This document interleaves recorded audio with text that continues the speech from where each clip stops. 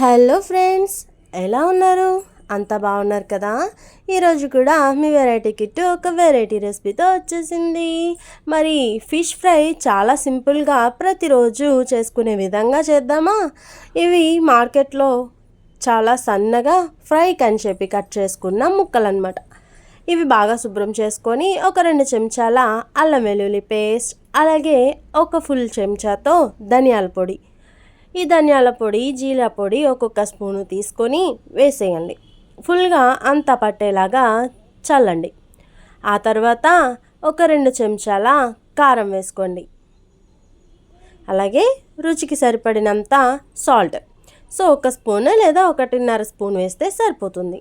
ఆ తర్వాత ఒక 1/2 స్పూన్ మిఠాయి రంగు రెడ్ కలర్ వేసి, అలాగే ధనియాల పొడి కూడా 1 స్పూన్ వేసి కలిపేయండి. ఇలా ముక్కలంతటికీ కూడా పట్టేలాగా చక్కగా కలిపేసి పుదీనా ముక్కలుగా తరిగి పుదీనాని పైన చల్లి చక్కగా కలిపేయండి.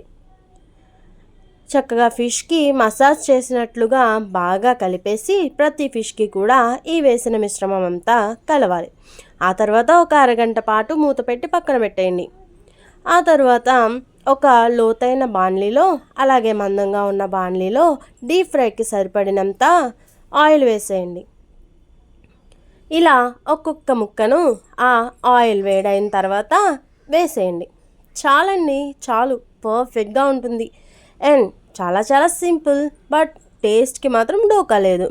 నా ఛానల్ని ఫస్ట్ టైం చూస్తే కనుక ప్లీజ్ సబ్స్క్రైబ్ చేయండి. అండ్ చూడండి, ఒకవైపు కాలిన తర్వాత రెండో వైపుకి కూడా తిప్పేసుకోవాలి. ఇలా రోజువారీగా అంటే అప్పటికప్పుడు సింపుల్గా చేసుకోవాలి అనుకుంటే ఈ మెథడ్ చాలా బాగుంటుంది. ఏం లేదు, అన్ని మసాలాలు మిశ్రమంగా కలిపేసి చక్కగా నానబెట్టేసుకొని వేసేయడమే అయినా కూడా బాగుంటుంది.